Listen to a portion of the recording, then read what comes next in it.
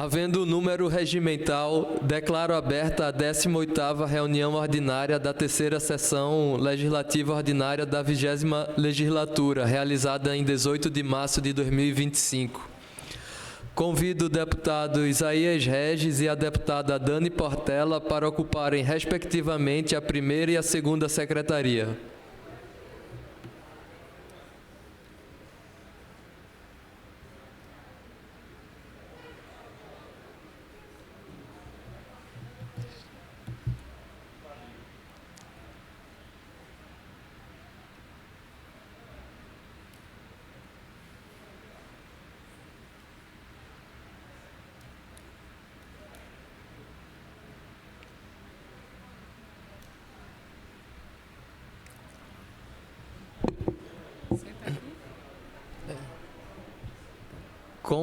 Com a palavra, a segunda secretária, a deputada Dani Portela, para proceder à leitura da ata. Ata da 7ª reunião ordinária da terceira sessão legislativa ordinária da 20ª legislatura, realizada em 17 de março de 2025. Presidência dos deputados Álvaro Porto, Diogo Moraes, João Paulo Costa e Débora Almeida. O presidente abre a reunião e designa os deputados Diogo Moraes e Joãozinho Tenório para a primeira e segunda secretarias, respectivamente. As atas das reuniões plenárias do dia 13 de março do corrente ano são lidas, submetidas à discussão e à votação, aprovadas e enviadas à publicação. O expediente é lido e enviado à publicação. Discussam no pequeno expediente os deputados João Paulo, Valdemar Borges, Rodrigo Farias, Isaías Regis, Fabrício Ferraz e o pastor Cleiton Colles. No grande expediente, a deputada Socorro Pimentel é aparteada pela deputada Débora Almeida. Discursa o deputado Valdemar Borges. Na ordem do dia, são aprovados em discussão única as indicações de números 9.290 a 9.373 e os requerimentos de número 3.074 e 3.015 a 3.131. Discussam na comunicação de lideranças os deputados João Paulo Costa e Socorro Pimentel. A presidente encerra a presente reunião e convoca a seguinte em caráter ordinário para terça-feira, dia 18 de março, às 14h30, a ser realizada no plenário governador Eduardo Campos. Em discussão a ata. Não havendo quem queira discutir, coloco em votação. Permaneçam como se encontram aqueles que aprovam. Ata aprovada. Passo a palavra para o primeiro secretário, o deputado Isaías Regis, para a leitura do expediente. Ofício número 025 de 2025, do secretário da Casa Civil do Governo de Pernambuco, encaminhando resposta do pedido de informação acerca do requerimento 3034 de 2025, de autoria da deputada Gleide Ângelo. Ofício número 026 de 2025, do deputado Jarbas Filho, solicitando licença em caráter cultural no período de 28 de março a 5 de abril do corrente ano. Viaja à Argentina para participar da missão Pro Mendonça, na qualidade de presidente da Comissão de Assuntos Internacionais. É importante, né, Jabinha? Você está muito importante.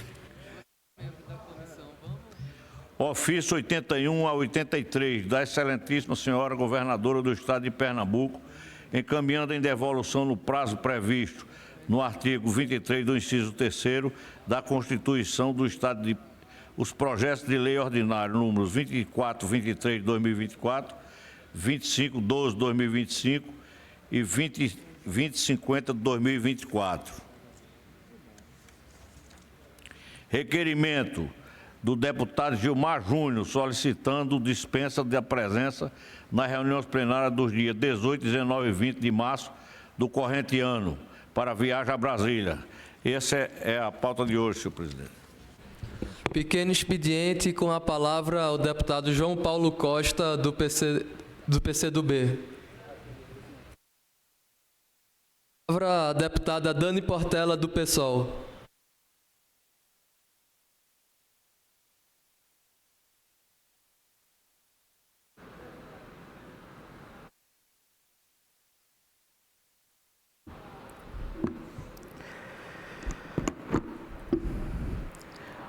Bom dia a todos e todas, colegas deputados e deputadas dessa casa, bem como a todas as pessoas que nos acompanham aqui, servidores dessa Casa Legislativa, e todas as pessoas também que nos acompanham de casa nesse momento importante. Na verdade, eu gostaria de iniciar a fala, não é esse o tema que me trouxe à tribuna, mas eu não poderia deixar de subir à tribuna dessa casa sem registrar o que acabou de acontecer, que foi justamente o vídeo que foi divulgado em que Eduardo Bolsonaro afirma que se licenciou do mandato de deputado para ficar fora do país e, segundo o vídeo, ele diz que vai ficar lá para denunciar o estado de exceção brasileiro, e ele pede, inclusive ele faz um pedido absurdo, que é de intervenção do governo americano junto à nossa Corte Superior, né? Parece um devaneio, um estado de loucura e de insanidade, mas essa loucura, esse devaneio, essa insanidade, infelizmente, ainda representa o pensamento de milhares de pessoas. Eduardo Bolsonaro já vai tarde, ele pode se licenciar o resto do mandato inteiro, que não vai fazer muita diferença, já que sua atuação parlamentar não foi uma atuação que fez tanta diferença assim.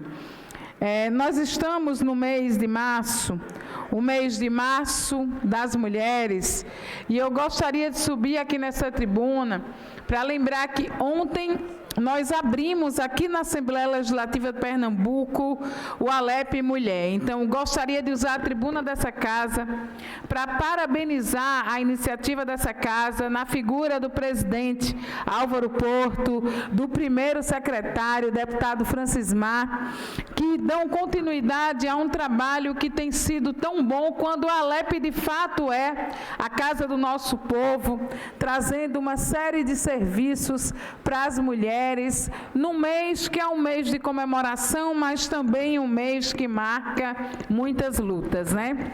Ontem tivemos a oportunidade, eu, a deputada Simone Santana, a deputada Gleide Ângelo, de participar da mesa de abertura da Semana do Alep Mulher. As demais deputadas também estão participando de debates, porque é momento de discutir, de pensar em formação e chamar a atenção da participação das mulheres na política. Existe uma subrepresentação das mulheres na política, não só nessa Casa Legislativa. Aqui, de 49 deputados, são 6 mulheres apenas. Isso reflete uma triste realidade que você vê em várias casas legislativas, apesar das mulheres serem maioria numérica expressiva da população, segundo os dados do último censo do IBGE, nós mulheres somos maioria da população brasileira, cerca de 51%, maioria da população aqui em Pernambuco, somos quase 54%, também maioria entre o eleitorado, mas infelizmente ainda minoria em vários espaços de decisão e poder, seja no legislativo ou seja no executivo. Por exemplo, as mulheres nas casas legislativas, no Congresso Nacional, somando Câmara de Deputados e o Senado Federal, não alcançam nem 17% das cadeiras. Apesar do legislador, desde o ano de 2006, o Tribunal Superior Eleitoral cria uma norma que prevê uma reserva de vaga num quantitativo de 30%, não para as mulheres, mas para o gênero de menor representação, que infelizmente tem sido o nosso. Apesar dessa norma de obrigar nas chapas proporcionais, nas eleições para deputados federais, estaduais e vereadores, que se tenha um percentual de 30% garantido, isso visava aumentar a participação das mulheres na política e, de fato, isso não aconteceu. Anos se passaram, 8 anos se passaram e as mulheres sequer atingem a representação de 20%. Imagine 15, 30 que essa reserva de vaga prevê. Mas o que aconteceu naquele momento foi uma explosão de um fenômeno chamado candidaturas laranjas. Porque para montar a chapa precisa preencher com a reserva de vaga do gênero de menor representação, no caso das mulheres. E muitas pessoas burlaram, é comum, e aqui a gente tem muitas lideranças de partidos que a gente entende a importância de debater isso, porque muitas mulheres, elas são chamadas para serem candidatas sem ter uma relevância, uma expressão, uma trajetória na política. Muitos partidos, eles inclusive chegam a pedir que os candidatos homens, eles tragam uma mulher para preencher aquela cota, para que tenha a sua candidatura registrada. E esses homens, às vezes, trazem a mulher, a cunhada, uma irmã, e muitas dessas mulheres não têm suas contas eleitorais prestadas, ficam inelegíveis por um período muito longo. Isso significa que não podem assumir cargo público ou função, não podem tirar passaporte e várias outras questões que atravessam a vida dessas mulheres, e não apenas a inelegibilidade.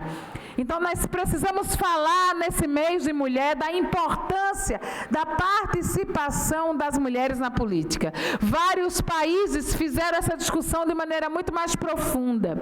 E nós, do movimento de mulheres, eu sou uma mulher organizada no movimento feminista, nós defendemos a paridade nas vagas, nos assentos e não nas candidaturas.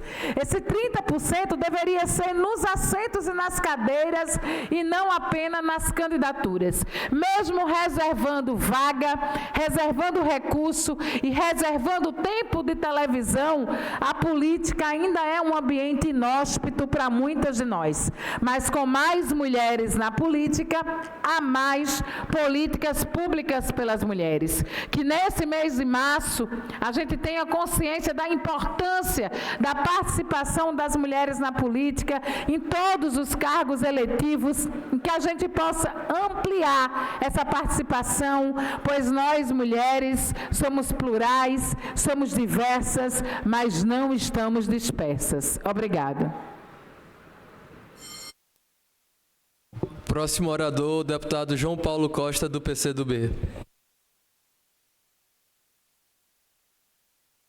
Senhor presidente, senhoras deputadas, senhores deputados. Senhor presidente, eu quero fazer um apelo ao governo do estado de Pernambuco em relação à indicação que eu fiz em maio de 2023 sobre a PE 510, que é uma rodovia que liga a cidade de Cabrobó à Ilha de Assunção, que é um povoado indígena, que é muito importante para o fortalecimento da economia do município e também fortalece muito a região do Sertão do São Francisco.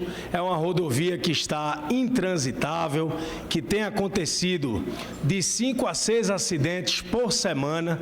Eu tenho sido procurado pela população de Cabrobó, pelo prefeito Galego de Nanai, por vereadores da cidade, inclusive o vereador Cris Beira-Rio fez um vídeo ontem falando sobre a situação crítica dessa rodovia.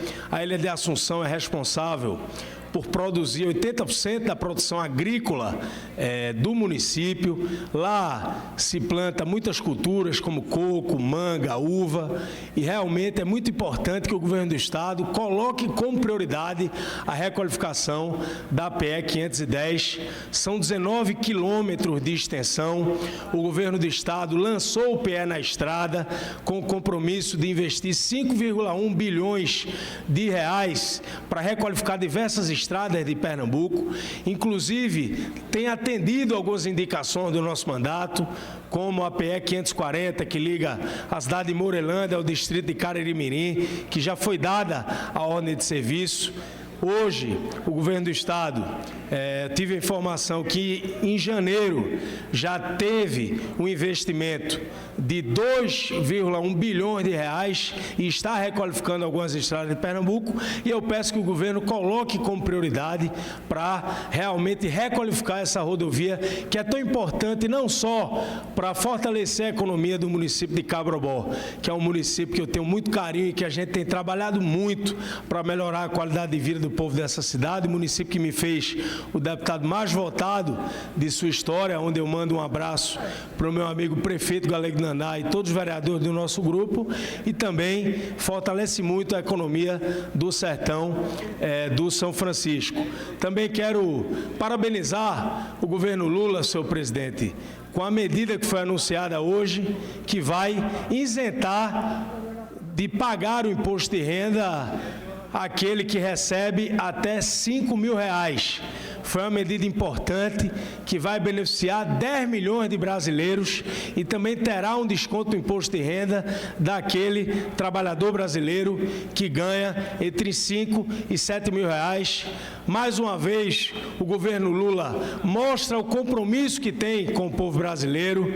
Foi uma promessa de campanha do governo Lula garantir a isenção do imposto de renda para os trabalhadores brasileiros que ganham até 5 mil reais, e isso ajuda muito a fortalecer a economia do nosso país, que é compromisso do governo federal, que tem transformado a vida do povo brasileiro. Era esse registro que eu queria fazer na tarde de hoje, senhor presidente.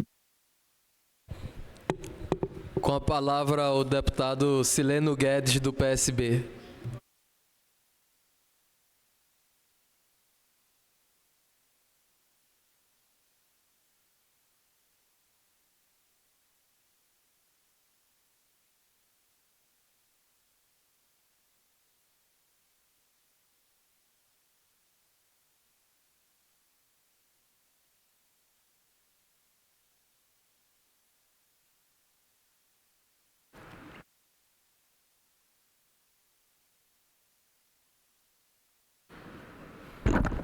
Senhor presidente, senhoras deputadas, senhores deputados, queria dar boa tarde a todos que nos acompanham nessa tarde, a quem visita essa casa nas galerias, a quem nos acompanha pelas redes sociais.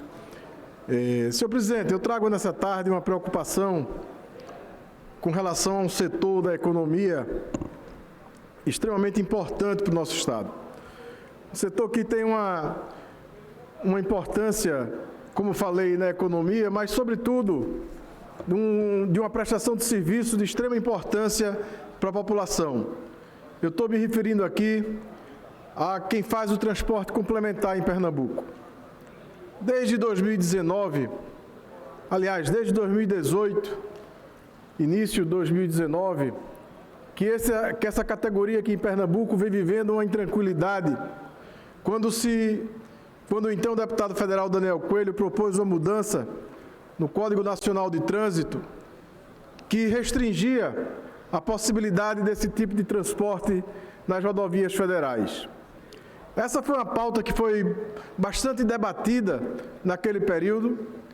O então governo do Estado instalou uma comissão para que pudesse entender o tamanho da problemática e o que poderia se fazer para assistir a esse setor importante da economia. E se criou naquela ocasião uma comissão, essa comissão ouviu os loteiros, vanzeiros, combeiros, toyoteiros das mais diversas regiões.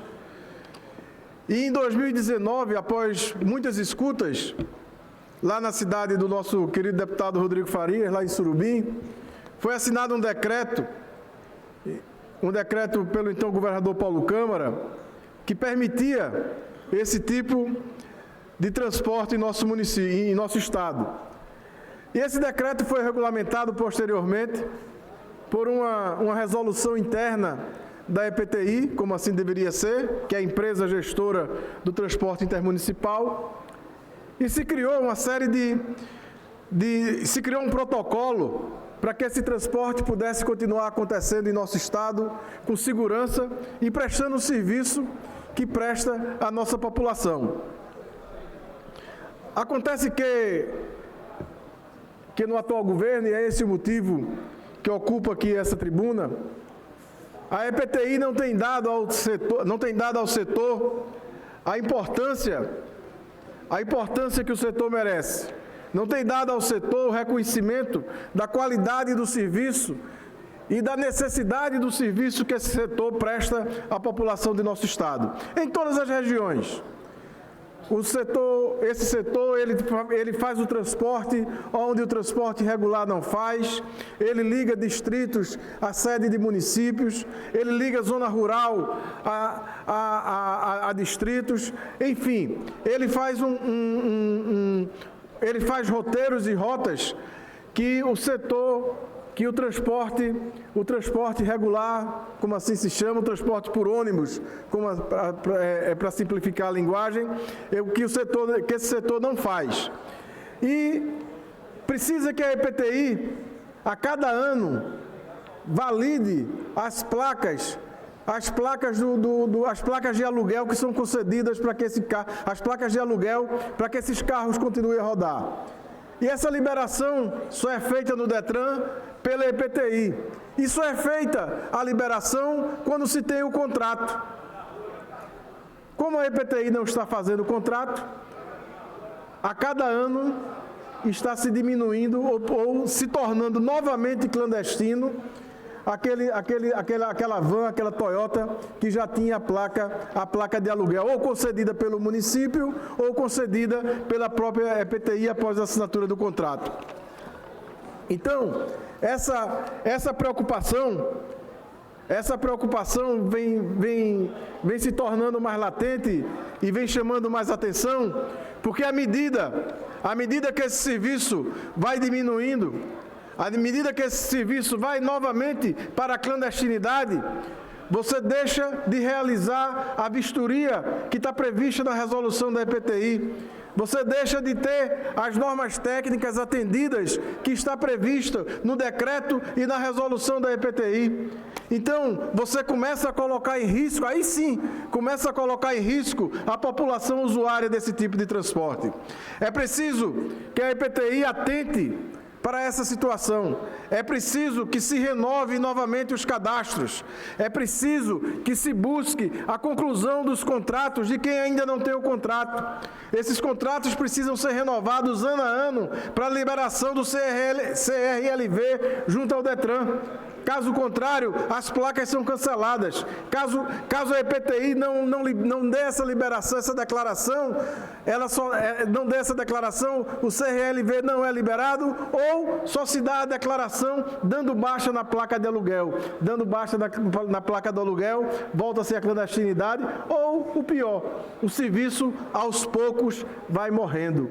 E a quem interessa? A quem interessa, deputado presidente Jarbas? A quem interessa que o setor do transporte complementar não funcione mais em nosso Estado? É preciso que fiquemos atentos. Uma parcela enorme da população precisa do transporte regular, mas precisa também do transporte alternativo, do transporte complementar. É preciso que fiquemos atentos, porque esse caminho que está sendo tomado pelo governo do Estado, esse caminho que está sendo proposto e executado pela EPTI, tem levado os vanzeiros, os toyoteiros, os combeiros, os loteiros, como se chama, para a clandestinidade e para a extinção dos seus serviços. Porque quem fizer o tipo de transporte sem o contrato, sem a placa de aluguel, está sujeito à apreensão do veículo e a pagamento de multa, deputado Caio. Então, eu queria, nessa tarde aqui, chamar a atenção dessa casa, dizer a essa casa que vamos nos aprofundar nesse assunto, que vamos convocar, que vamos procurar a EPTI para entender por que o descaso com o qual vem sendo tratados os loteiros, para poder entender aonde se quer chegar e para propor uma solução definitiva, como em outros estados já fizeram, uma solução definitiva para esse caso. Quando eu me refiro a esse tipo de transporte, os deputados que aqui têm base nas mais diversas regiões do Estado, a gente que circula pelas BRs e estradas do nosso município, a gente tem a certeza da importância e do tamanho do que representa esse setor para a nossa economia. E como disse anteriormente, do que representa para a sociedade e para os usuários desse serviço. São pais de família que têm uma vida dedicada a esse serviço, que têm uma vida dedicada a esse trabalho e que o governo do Estado não pode simplesmente virar as costas. Eu tive a oportunidade, quando fui secretário de Desenvolvimento Social do governo anterior, de lidar diretamente com essa categoria, deputado Caio, de ser parte da comissão que fez a escuta, que ajudou a EPTI a transpor o problema que estava posto naquele momento. Conseguimos avançar naquele instante e o que temos, infelizmente, é uma paralisação, é um retrocesso por conta do governo do Estado. Então, fica aqui o nosso apelo à governadora Raquel Lira. Fica aqui o nosso apelo para que a EPTI possa se dedicar a essa questão e buscar resolver esse problema que pode penalizar todo esse setor. Era somente isso, senhor presidente. Muito obrigado. Registrar a presença do prefeito de Garanhuns e ex-deputado dessa casa, Sivaldo Albino. Com a palavra, o deputado Antônio Moraes, do PP. Senhor presidente, senhores deputados, essa questão levantada pelo deputado Sileno, a gente vai conversar com o presidente do IPTI para verificar, na verdade, o que está ocorrendo e trazer aqui uma resposta. Eu gostaria de falar aqui hoje do ambiente de negócios favoráveis que Pernambuco tem vivenciado, investimentos públicos robustos em infraestrutura que têm sido fundamentais para impulsionar a economia do Estado, com política estratégica para atrair investimento e modernizar a infraestrutura do Estado de Pernambuco. Se destaca como polo de desenvolvimento e inovação, gerando mais oportunidade e fortalecendo a sua posição no cenário nacional. Em 2011, o Estado havia registrado um crescimento do BIP de 4,5%. Segundo dados do Instituto Brasileiro, o IBGE, só retomando esse nível de crescimento 15 anos depois, com um crescimento de 4,7%. Serviço tem o maior peso no BIP pernambucano, mas um dos grandes destaques da nossa economia foi a agropecuária, com um crescimento de 11,3%, a partir da diversificação da atividade agrícola. Setor de serviços cresceu 4,4%, enquanto o país registrou uma alta de 3,1%.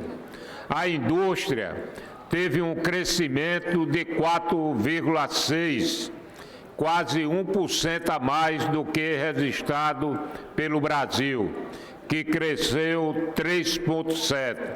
O setor industrial teve um impacto positivo do polo automotivo de Goiânia, com a fabricação de veículos automotores registrando um crescimento de 9,9%, mas foi a fabricação de produtos de metal, exceto máquinas e equipamento, que teve a maior alta de 17,2%. Já o comércio cresceu 5,4%, também superando a média nacional, que foi de 4,7%. A taxa de crescimento da atividade econômica de Pernambuco, medida tanto por instituições estaduais de pesquisa, quanto pelo Banco Central, consolida Pernambuco entre os estados com melhor desempenho no país. O secretário de Desenvolvimento Econômico destaca, inclusive, um ambiente de negócio favorável a esse crescimento. Esse resultado reflete o esforço contínuo da governadora Raquel Lira para melhorar a qualidade de vida do povo pernambucano, proporcionando uma economia que cresça com segurança para quem vem investir e empreender no nosso Estado, gerando riqueza para a nossa população. Temos ainda muito a avançar e o que deixa o pernambucano feliz é saber que ainda vamos melhorar bastante. O secretário de Planejamento e Desenvolvimento Regional, Fabrício Marques, destaca também da administração pública esse crescimento. A atividade econômica da administração pública representa quase 25% do BIP do Estado. Teve um papel importante nesse excelente resultado da economia pernambucana. Um crescimento histórico foi puxado pela consolidação da gestão da governadora Raquel Lira, com a retomada do investimento público e o fortalecimento fiscal dos municípios. Esse último possível graças à redistribuição do ICMS, proposto pelo governo do Estado e aprovado por esta Casa, possibilitando que as prefeituras pudessem investir mais e aquecendo a economia, falou o secretário de Planejamento, doutor Fabrício. Todos os setores da economia cresceram no Estado, acima da média em 2024. Historicamente, esse é um dos melhores momentos que o Estado de Pernambuco vem vivenciando na economia. Fora isso, a prova dos investimentos, com mais de 1.200 quilômetros de estrada recuperada. A questão de cozinhas comunitárias, que são mais de 200 já instaladas no Estado. O programa Promorá, que aqueceu a construção civil em Pernambuco.